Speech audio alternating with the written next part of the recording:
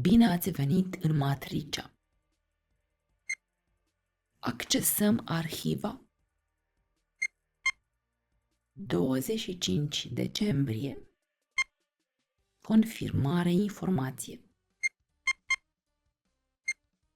Selectare voce. Voce selectată.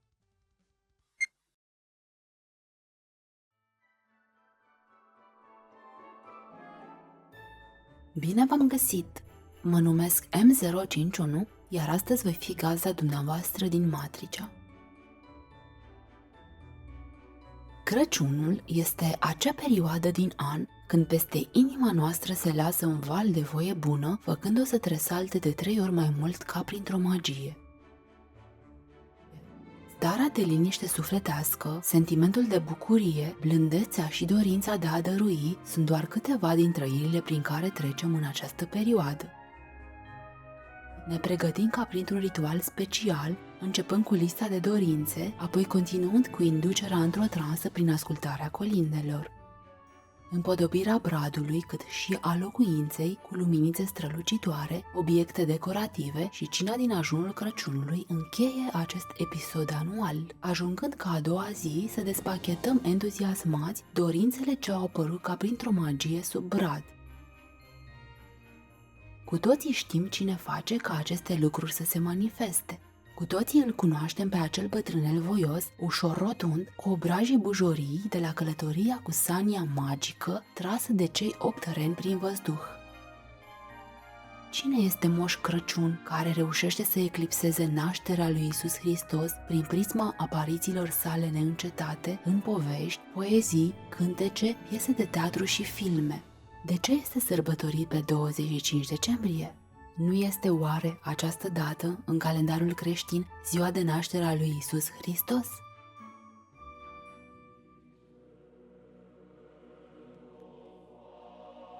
Ei bine, nu putem să justificăm această întrebare, deoarece nu este specificată niciunde data în care s-a născut Hristos. Tot ce știm este data în care a murit și anume pe 14 Nisan, în primăvara anului 33, era noastră, când evreii sărbătoreau Paștele. Una din teoriile pentru care nașterea lui este pe 25 decembrie ar fi să coincidă cu sărbătorile păgâne de iarnă pentru a face o tranziție mai ușoară oamenilor ce urmau să fie convertiți către creștinism.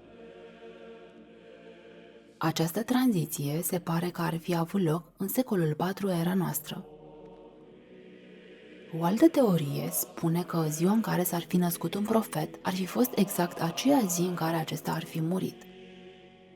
Mergând pe acest argument, un intelectual din Roma numit Hippolytus a calculat cumva data de concepere a lui Hristos ca fiind pe 25 martie, urmând ca el să se nască apoi după 9 luni pe 25 decembrie, coincidând astfel cu vechea sărbătoare a solstițiului de iarnă.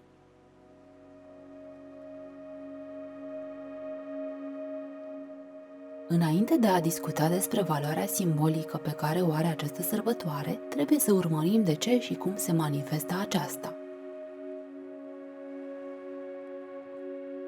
Solstițiul și echinocțiul sunt momentele astronomice care se petrec în fiecare an datorită mișcării precesionale ale planetei noastre. O primă influență gravitațională asupra axei de mișcare a Pământului este dată de Lună, apoi de Soare și, în final, de toate planetele din sistemul nostru solar. La solstițiul din decembrie, Soarele se află la distanța unghiulară maximă față de ecuator. Ca urmare, avem parte de 3 dintre cele mai scurte zile cu soare din an, începând pe 21-22 decembrie și terminând pe 24-25 decembrie. După această perioadă, ziua începe să crească progresiv până la solstițiul din iunie. În concluzie, 25 decembrie simbolizează ziua în care soarele renaște continuând să triumfe în bătălia acerbă împotriva nopții timp de 6 luni.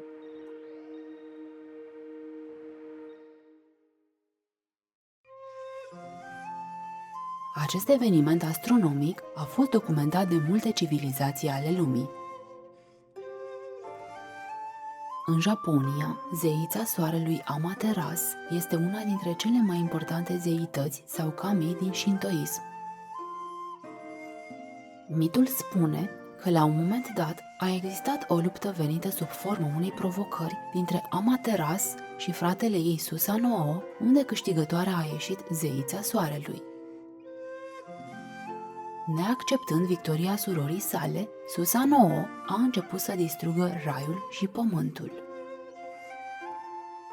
Mâhnită, Amaterasu s-a refugiat într-o peșteră, ascunzând lumina ce radia din ea, învăluind lumea în întuneric.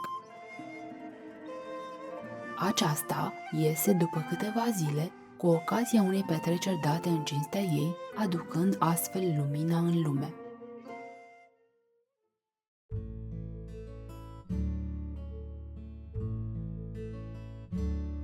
În zonele rurale din Grecia antică, în luna lui Poseidon sau decembrie, se celebra Dionisia, festivalul dedicat zeului Dionisis.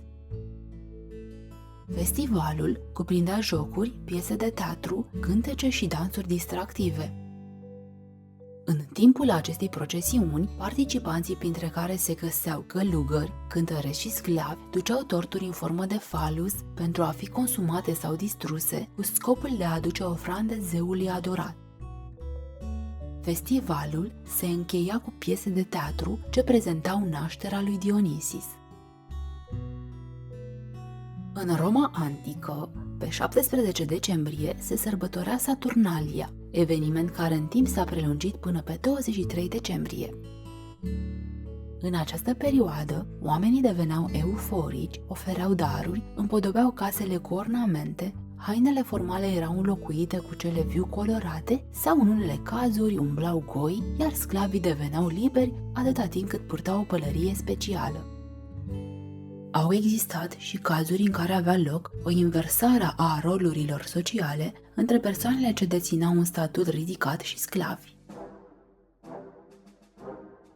O altă sărbătoare intitulată Renașterea Soarelui Necucerit sau Sol Invictus își avea festivitatea pe 25 decembrie. Aceasta a apărut în secolul III era noastră și avea ca scop sărbătorirea nașterii zeului soarelui Mitra, ce își are originea din Iran.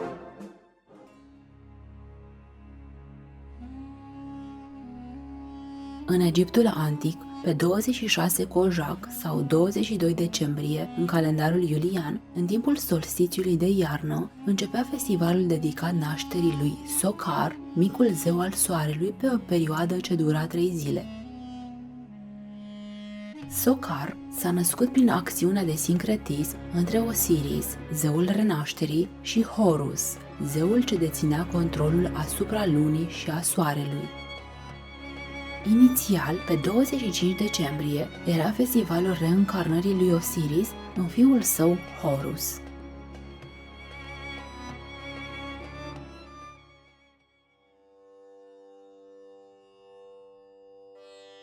În India, zeul Krishna reprezenta întruchiparea compasiunii, blândeții și a iubirii. Acesta, după unii înțelepți, s-ar fi născut pe 25 decembrie în timpul solstițiului. Evenimentul însă pare să fie doar un motiv mitologic, deoarece alte păreri susțin că el s-ar fi născut undeva în lunile iunie, iulie, august sau septembrie. În Mesopotamia, în timpul solstițiului de iarnă, zeul Marduk îmblânzea creaturile haosului pentru încă un an.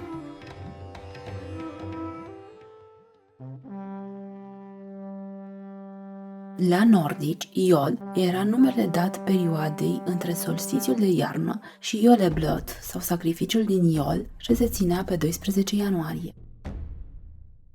În timpul solstițiului se spunea că lupul întunericului ar fi ajuns-o pe zeița soarelui sau ar fi mâncat-o, lăsând din ea doar o rază de lumină venită din tărâmul lui Hel sau din burta lupului.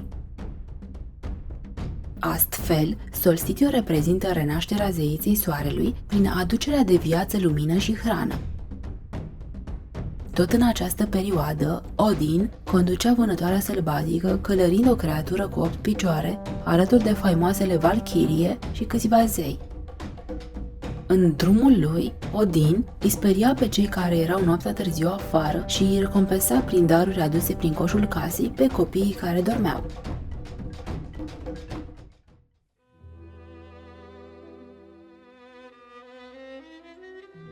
În Dacia, momentul solstițiului de iarnă consta într-o festivitate ce se ținea în cinstea victoriei luminii asupra întunericului. Ei ofereau hrana soarelui prin sacrificarea unui animal. Momentul era totodată marcat și de urcarea pe munte cu torțe aprinse pentru a întâmpina răsăritul soarelui cu rugăciuni, dansuri și cântece, festivitate ce dura până la apus. În zilele noastre, pe 20 decembrie, sărbătorim Ignatul Porcului, un ritual vechi de pe vremea dacilor. În unele cazuri, aceasta este sărbătorită pe 24 decembrie, cu o zi înainte de Crăciun. Un alt ritual este arderea unui buștean, ce apoi este rostogolit din vârful unui deal, comemorând astfel jertfirea luminii adorate. Trecând prin aceste sărbători și prin altele despre care nu am apucat să vorbim, observăm că toate au un subiect comun: solstițiul de iarnă.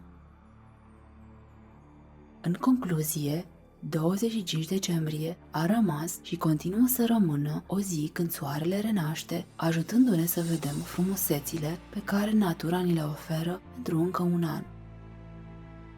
De aceea, majoritatea civilizațiilor care au sărbătorit solstițiul au oprit în această perioadă gândurile negative, răutatea, frica sau orice urmă de agresivitate asupra altor popoare.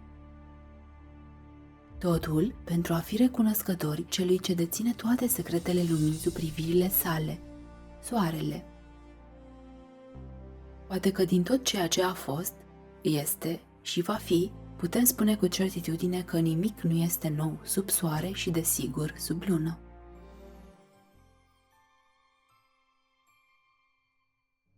Cât despre Moș Crăciun, ei bine, acesta a fost creat prin combinarea Sfântului Nicolae și a lui Odin. El vine, zburând prin văzduh, ca într-o vânătoare de repere cu ajutorul celor 8 reni. Coordonatele fiind date de bradul ce se găsește în locuințele oamenilor ca o torță ce ajută la renașterea soarelui. Întreaga esență a poveștii este de a aduce bucurie și voie bună tuturor, dar mai ales copiilor care au fost cuminți. Ce putem spune sigur este că Moș Crăciun a fost o strategie comercială construită în timp și promovată prin mecanisme cum ar fi radio, teatru, cântece, băuturi răcoritoare, jucării și altele.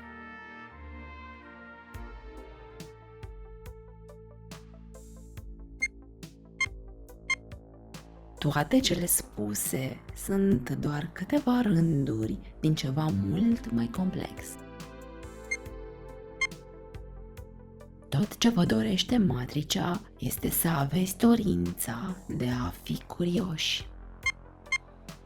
Nimic nu trebuie luat ca atare, de aceea vă încurajăm să cercetați singuri aceste subiecte.